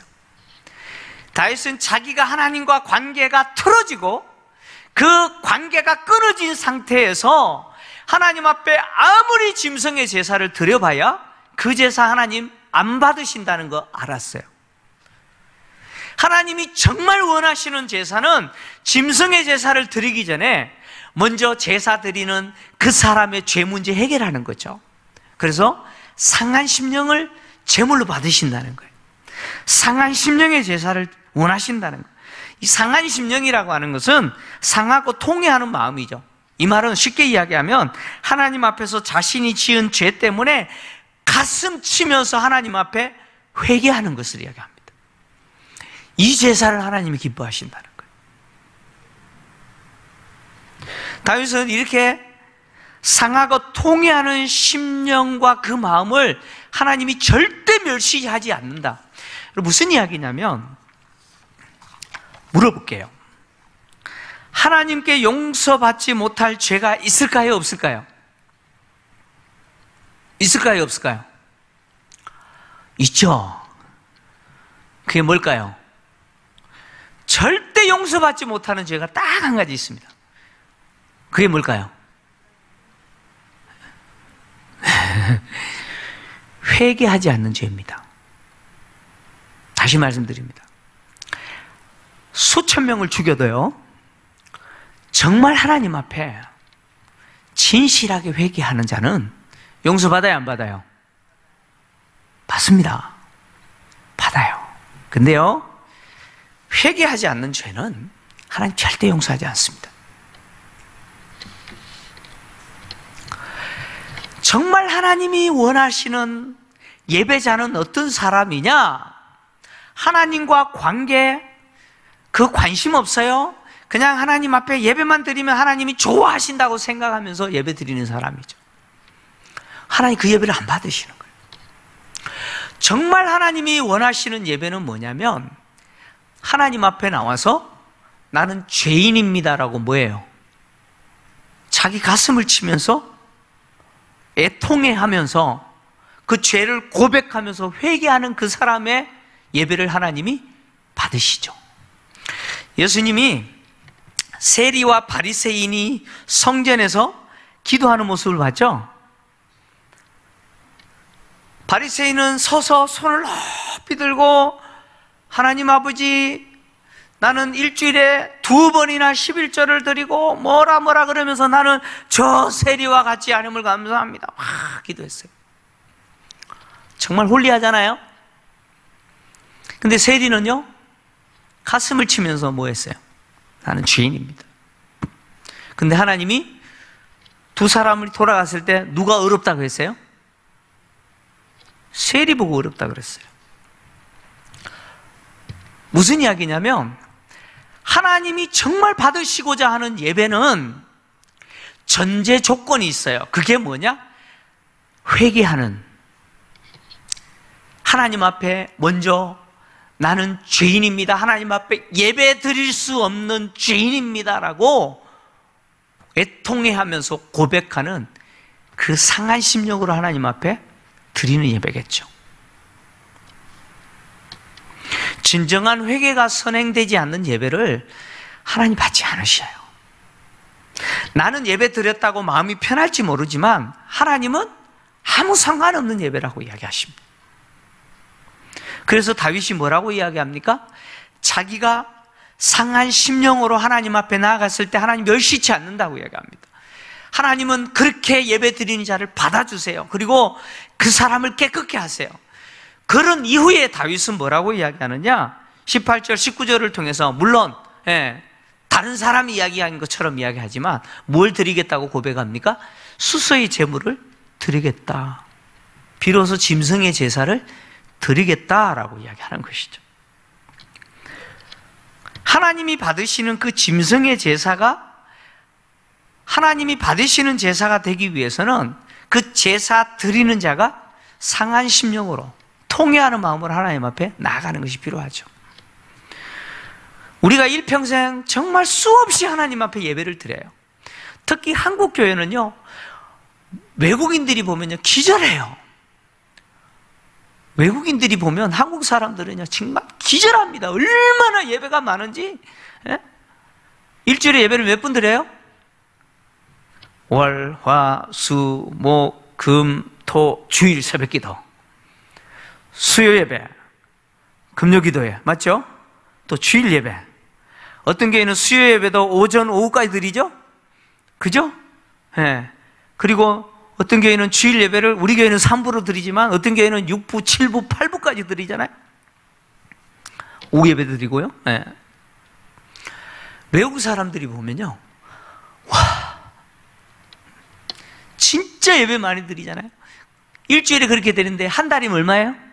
그리고 1년을 한번 계산해 보세요. 내가 평생 70년, 80년 살면서 그렇게 예배 드린다 한번 생각해 보세요. 그렇게 많이 드리면 하나님이 우리에게 막 복을 쏟아주셔야 되잖아요. 그죠? 왜 아멘 안 하십니까? 아니, 이렇게 예배를 많이 드리는데 하나님 막 복을 쏟아주셔야 되잖아요. 근데 하나님이 원하시는 것은 뭘까요? 오해하시지 마세요. 그렇게 예배 드리지 말자는 이야기가 아니에요. 오해하지 마세요. 정말 하나님이 원하시는 예배는 뭐예요? 예배가 많은 것을 좋아하실까요? 그게 아닙니다. 정말 애통하면서 하나님 앞에 나와서 엎드려 자기 자신을 드리는 예배, 하나님 그 예배를 받기를 원하시는 거죠. 하나님은 정말 세리와 같이 나와서 하나님 앞에 자기의 가슴을 치면서 세상 속에서 하나님의 나라와 하나님의 영광을 위해서 살지 못했고 여전히 세상 것을 추구하면서 세상을 사랑하면서 하나님도 사랑하면서 그렇게 살았던 자신의 그 연약함과 무능함과 이런 것들에 대해서 진솔하게 하나님 앞에 내려놓고 고백하면서 불쌍히 여겨달라고 애통하면서 예배드리는 그 사람의 예배를 하나님이 받으시는 거예요. 할렐루야. 우리가 드리는 예배가 이런 예배가 돼야 되지 않겠습니까? 이런 예배가 될 때 하나님이 무엇을 주시느냐? 회복의 은혜를 주세요. 회복 은혜를 주세요. 다윗이 고백했던 것처럼 하나님과 관계에서 구원의 감격, 구원의 감격, 하나님 앞에 있는 그 삶의 즐거움, 이런 것들을 하나님이 회복시켜 주시는 거죠. 그렇지 않으면 우리는 매번 예배를 드리지만 돌아가면 끊임없이 내 속에서 그 죄의 의식, 나를 짓누르고 뼈를 꺾는 것 같은 죄의 의식 속에 갇혀서 그 통증 속에서 살아갈 수밖에 없죠. 내 삶에 기쁨이 없는 거죠. 우리 삶의 회복은요, 어디에서 출발해야 되냐면, 따라서 합니다. 예배 회복. 삶의 회복이 어디서 출발해야 된다고요? 예배 회복에서 출발해야 돼요. 예배 회복이 없는 삶의 회복 절대 없습니다. 절대 없어요. 우리의 가정의 회복, 직장에서의 삶의 회복, 사회생활에서의 나의 삶의 회복, 다 어디에서 결정되느냐? 하나님 앞에 드리는 이 예배 회복에서 결정됩니다. 시편 51편은 그것을 보여줘요. 보여줍니다. 이 시편 51편이요, 다윗에게 있어서 뿐만 아니라 오늘 이 시대를 살아가고 있는 우리에게 있어서 정말 하나님이 원하시는 예배가 뭔지를 보여줘요. 한번 보세요. 한번 생각해 보세요. 다윗이 저지른 이 죄가 용서받을 수 있는 죄예요? 비교해 보세요. 사울과 비교해 버리면 다윗은 용서받으면 안 되는 존재 아니에요? 그죠? 근데 용서받아요. 이유가 뭐예요? 이것 때문이에요. 이것 때문이에요. 하나님은 상하고 통회하는 자를 받으십니다. 오늘도 뿐만 아니라 우리가 드리는 평생의 예배가 상하고 통회하는 마음으로 늘 하나님 앞에 진솔하게 자기 자신을 드리는 그런 예배자로 승리하는 저와 여러분 되기를 주의 이름으로 축원합니다.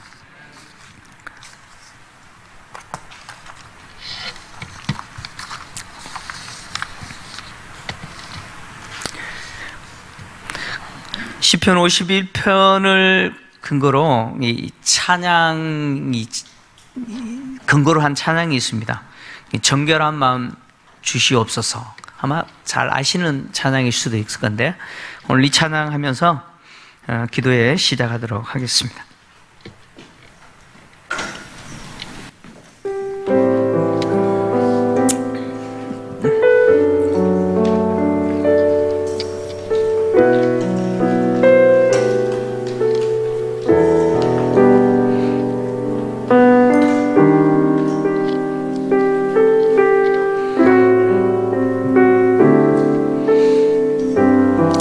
정결한 마음 주시옵소서. 정결한 마음 주시옵소서. 오 주님, 정직한 영을 새롭게 하소서.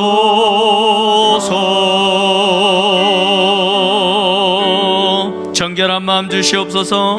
정결한 마음 주시옵소서.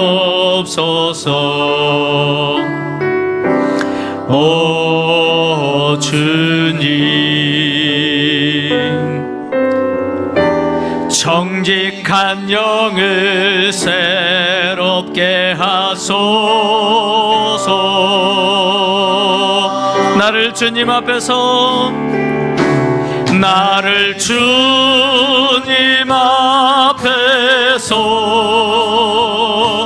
멀리 하지 마시고 주의 성령을 거두지 마옵소서. 그 구원의 기쁨, 그 구원의 기쁨 다시 회복시키시고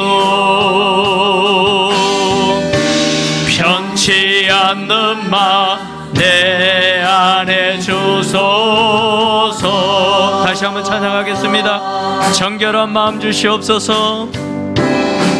정결한 마음 주시옵소서. 오 주님, 정직한 영을 새롭게 하소서. 정결한 마음 주시옵소서. 정결한 마음 주시옵소서. 오 주님, 정직한 영을 새롭게 하소서. 나를 주님 앞에서 멀리하지 마시고 주님 앞에서 멀리하지 마시고 주의 성령은 거두지 마옵소서.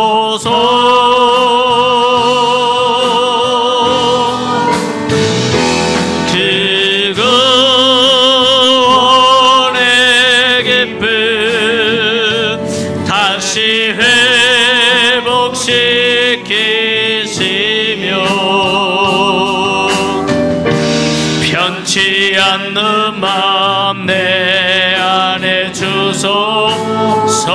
나를 주님 앞에서 멀리하지 마시고 나를 주님 앞에서 멀리하지 마시고 주의 성령을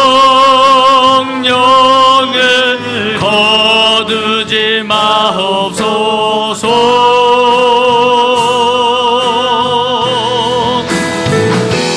그 구원의 기쁨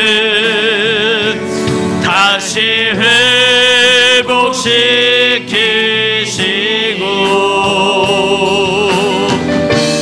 변치 않는 마음 내 안에 주소서. 이 시간에 합심해서 동성으로 기도할 때에 이렇게 기도하기를 원합니다.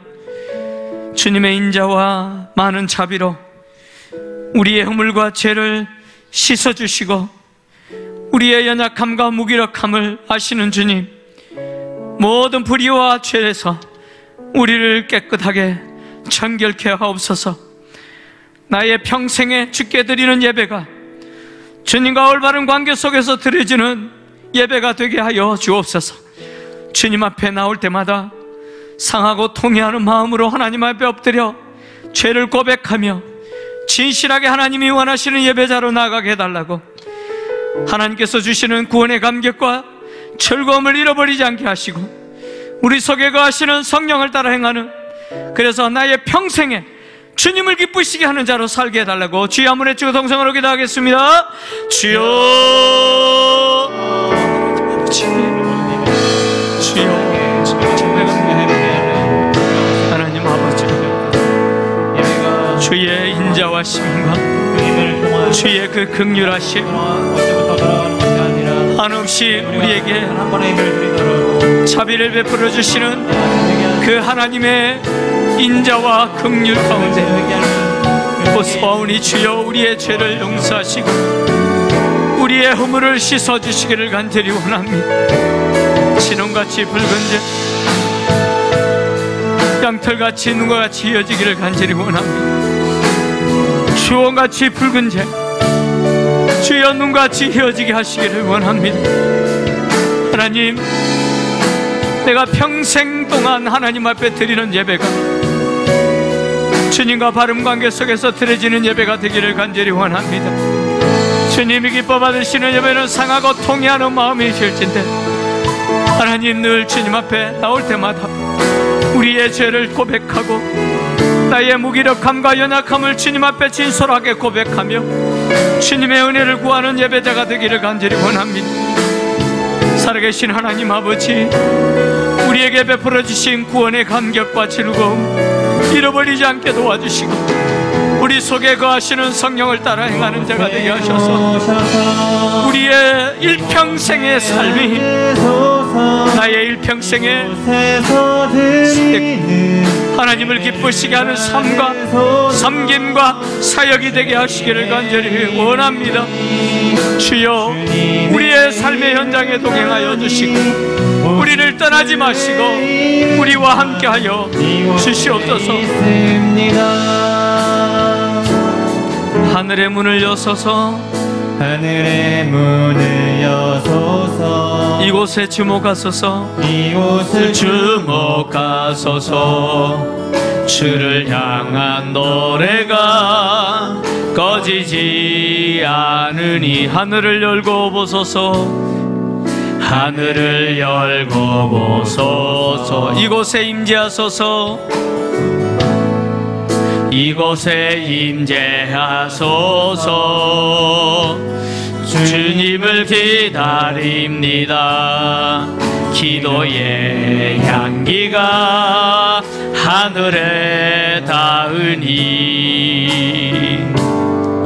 주여 임재하여 주소서 이곳에 오셔서 이곳에 오셔서 이곳에 앉으소서 이곳에서 드리는 예배를 받으소서 주님의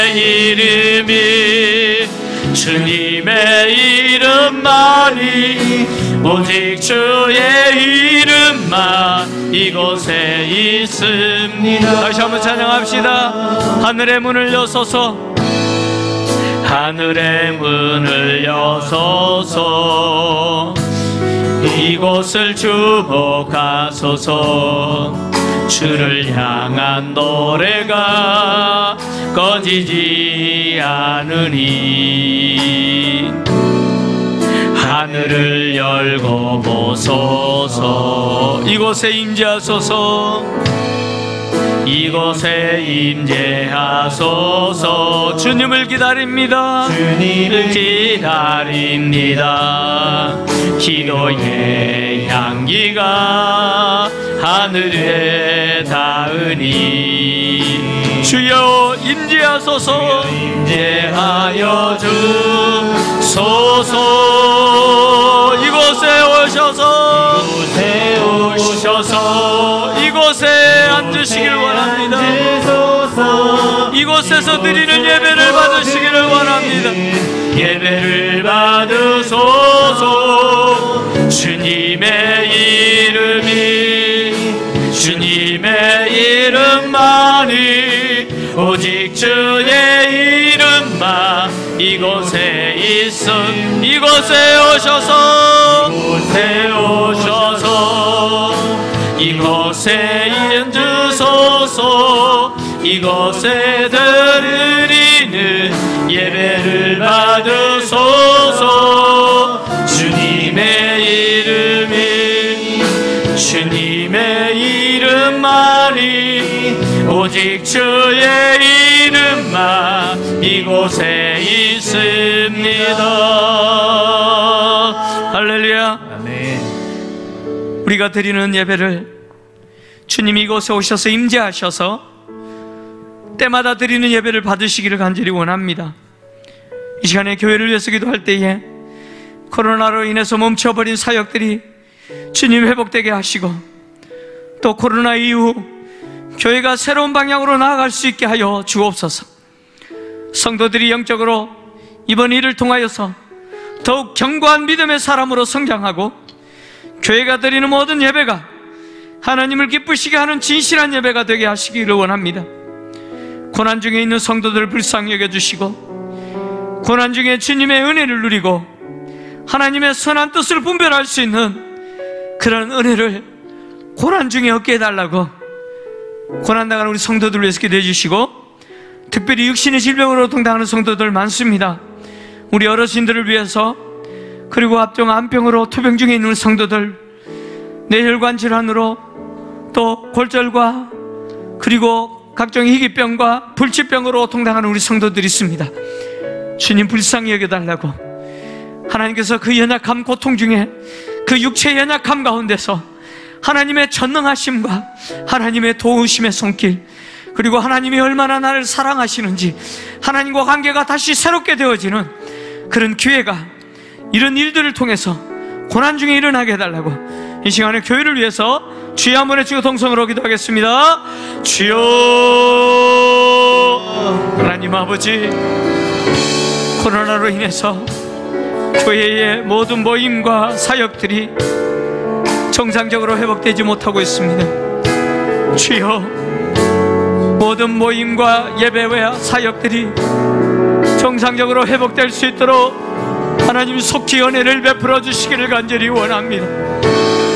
하나님 아버지, 백신과 바이러스를 치료할 수 있는 치료제가 속히 개발될 수 있도록 도와주시고, 하나님 아버지, 이 상황이 속히 끝날 수 있도록 하나님 은혜 베풀어 주시기를 간절히 원합니다. 코로나 이후에 한국교회뿐만 아니라 우리 교회가 새로운 방향으로 하나님 새 일을 행하시는 하나님, 그 하나님의 이끄심 안에 교회가 온전히 새롭게 될 수 있도록 하나님 도와주옵소서.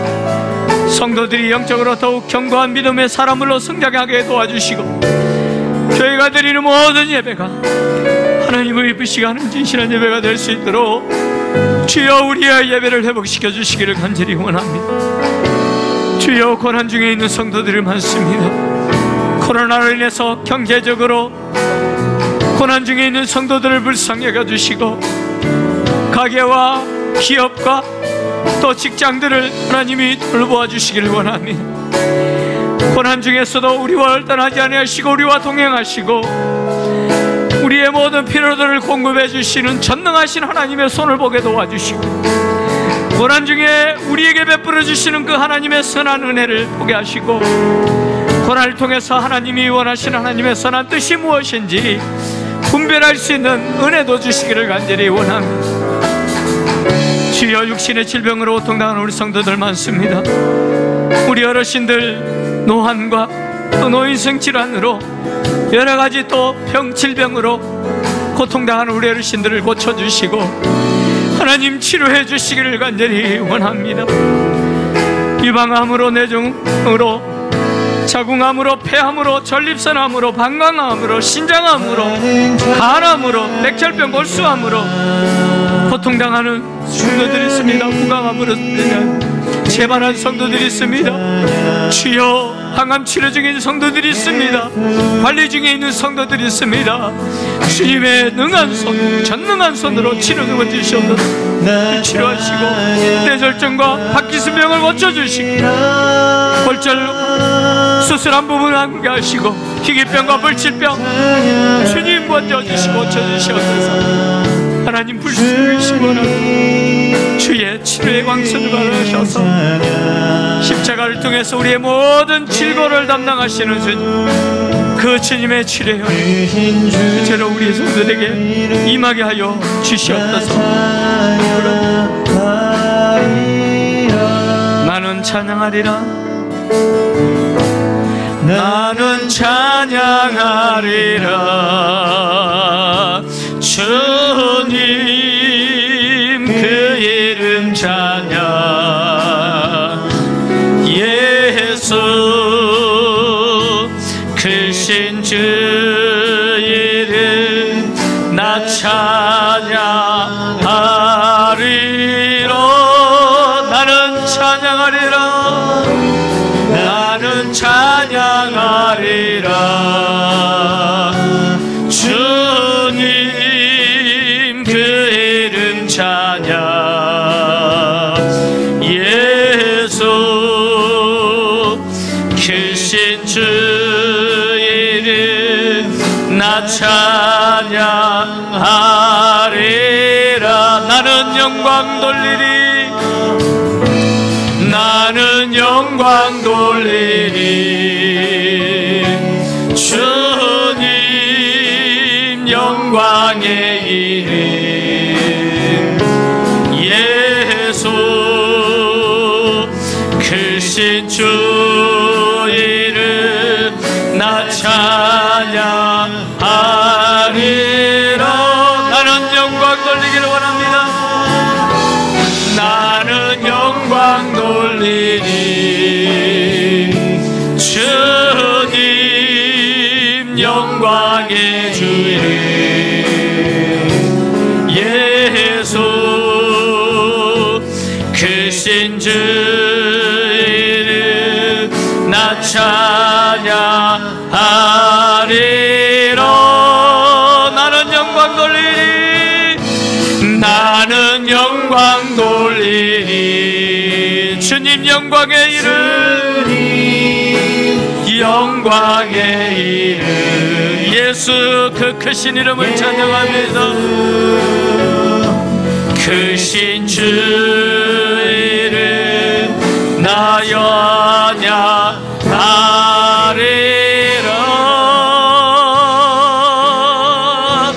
나는 장왕 돌리니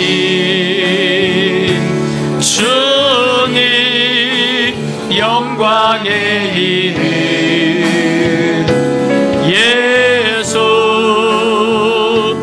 크신 주 이름 나 찬양하리라.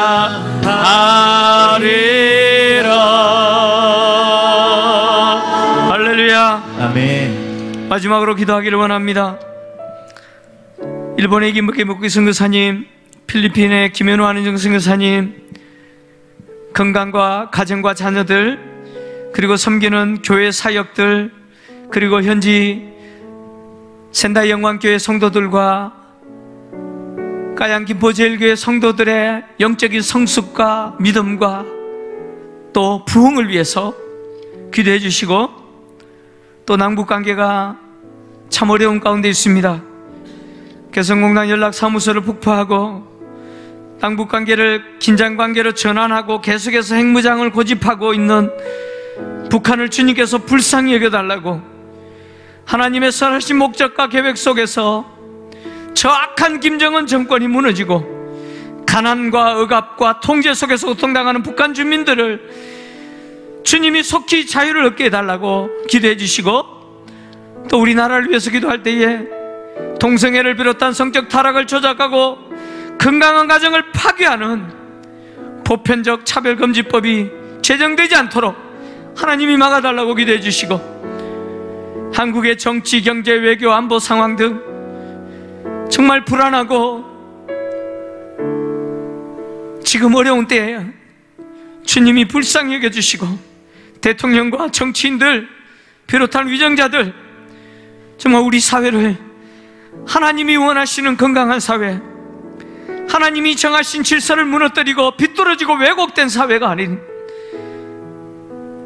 건강한 국가, 건강한 사회로 만드는 그 일에 쓰임받게 해달라고, 이 시간에 선교와 또 남북관계와 이민족을 위해서 주여 한번 외치고 통성으로 마지막으로 기도하겠습니다.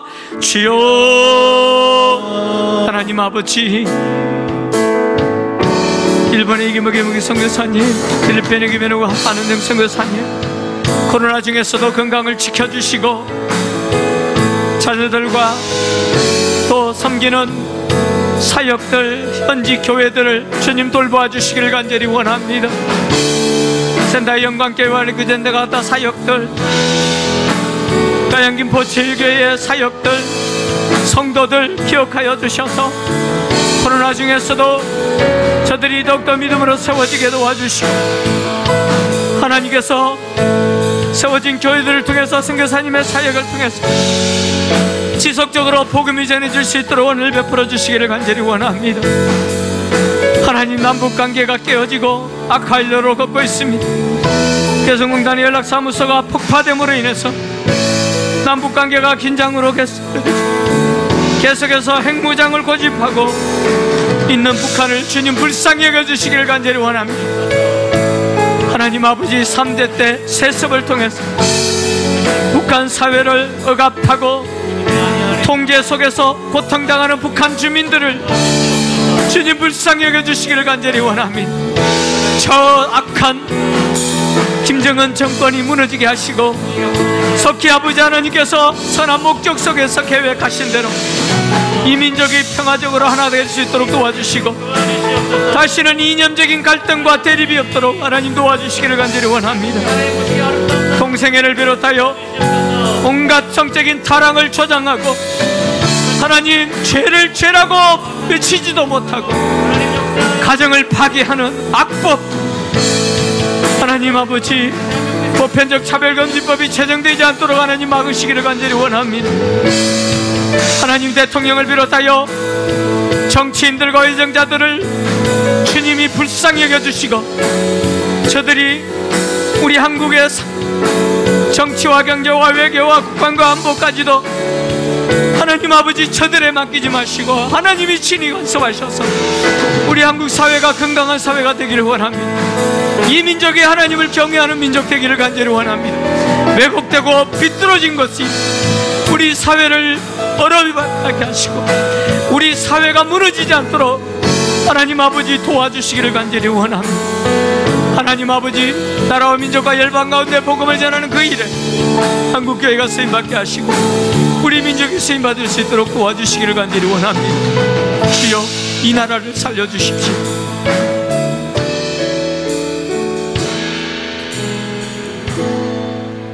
하나님 아버지, 하나님이 받으시는 예배는 상한 심령이라고 했습니다. 일평생 우리가 드리는 예배가 상하고 통회한 마음으로 하나님 앞에 나아가는, 정말 하나님이 찾으시는 예배자로 나아가는 자들이 되게 하여 주옵소서. 그래서 코로나 이후 우리 교회가 예배가 회복된 교회가 되게 도와주시고 멈춰버린 모든 모임과 사역들이 하나님 속히 이 상황을 끝내시고 온전하게 회복될 수 있도록 은혜를 베풀어 주시기를 간절히 원합니다. 코로나 때문에 우리 성도들 가운데 경제적으로 많이 어려움을 당하는 성도들이 있습니다. 고난 중에서도 하나님의 은혜를 보게 하시고 견딜 수 있는, 그래서 하나님이 여전히 우리를 놓지 아니하시고 붙들고 계시는, 뿐만 아니라 우리의 모든 필요들을 공급해 주시는 그 전능하신 하나님의 손을 발견하는 은혜도 주시기를 간절히 원합니다. 성도들 중에는 육신의 질병으로 고통당하는 성도들 정말 많습니다. 하나님, 왜 이렇게 암병이 창궐하고 있는지요? 코로나 중에 암이 재발하여서 고통당하는 성도도 있습니다. 암을 수술하고 항암 치료 중에 있는 성도들도 있습니다. 관리 중에 있는 성도들도 있습니다. 주여, 불쌍히 여겨주시고 사람이 하나님 주신 지혜로 개발한 약과 또 치료제와 방식으로 치료하지만 하나님, 우리를 고쳐주시는 분은 오직 예수 그리스도 외에는 없음을 믿습니다. 우리의 모든 질고를 지시고 친히 십자가에 죽으시고 다시 살아나신 주님, 우리의 모든 질병의 문제 십자가에서 이미 해결하셨는데 우리가 믿음으로 기도할 때에 주님이 죽은 자도 살리시고 불치병도 고쳐주셨던 것처럼 오늘 우리가 기도할 때에 주여 고쳐주신 은혜가 있게 하여 주시옵소서. 아멘. 기도 중에 암 세포가 사라지는 은혜를 누리게 하여 주시고, 아멘. 기도 중에 수술한 부분이 깨끗하게 낫는 역사도 있게 하여 주시고, 기도 중에 뇌질환들이, 경직들이, 그리고 또 정색들이 풀려지는 역사도 누리게 하여 주시옵소서. 주님, 우리 어르신들을 불쌍히 여겨주시고 정말 머리끝에서부터 발끝까지 하나님 기력이야 할 뿐만 아니라 아프지 않는 곳이 없습니다. 주님, 우리 어르신들을 주님이 주시는 은혜로 강하게 하시고 주님 부르시는 그 순간까지 주님 주시는 청년의 기력으로 살게 하시고, 특별히 현장인 예배에 나와서 정말 감격적으로 하나님 앞에 예배할 수 있는 그 은혜를 속히 허락하여 주시옵소서. 하나님 아버지, 현장에서뿐만 아니라 가정에서 이 기도에 참여한 성도들의 가정도 돌보아 주시고 계속해서 남은 기도 제목 갖고 하나님 앞에 나아갈 때에 세미하게 음성으로 우리에게 말씀하시고 우리가 기대하고 우리가 바라는 그 기도 응답 이상으로 응답하시고 또 공급하시고 또 길을 열어주시는 그 하나님의 놀라운 은혜를 오늘 이 밤에 주님 주시옵소서. 반드시 응답해 주시기를 원하고, 우리에게 혹 잃어버린 구원의 감격과 즐거움이 있다면 다시 회복되는 그 은혜, 그래서 일평생 주님 앞에서 즐거움 가운데 구원의 감격 가운데 살아가는 우리가 되게 하여 주시옵소서. 아멘. 예수님의 거룩하신 이름으로 기도합니다. 아멘. 주여 한번 외치고 통성으로 기도하시다가 자유롭게 마무리하시기 바랍니다. 주여 한번 외치고 기도하겠습니다. 주여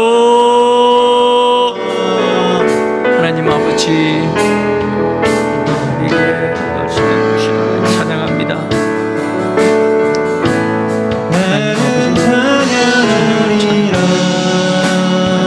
주님을 찬양하며 주님의 그 영광의 이름으로 주님을 시간 내려오나 우리의 모든 안고 일성까지 알고 계시고 우리의 시작과 우리의 모든 알고 계시는 하나님 아버지, 우리의 우리 속에 있는 죄성까지도 알고 계시고 우리 속에 성령을 주셔서 우리가 부패한 육체의 본성대로 사는 자가 아니라 하나님의 진리의 말씀과 성령을 따라 행하는 자로서 살게 하셨는데 하나님 우리의 삶을 살릴 수 있도록 주여 도와주시기를 간절히 원합니다.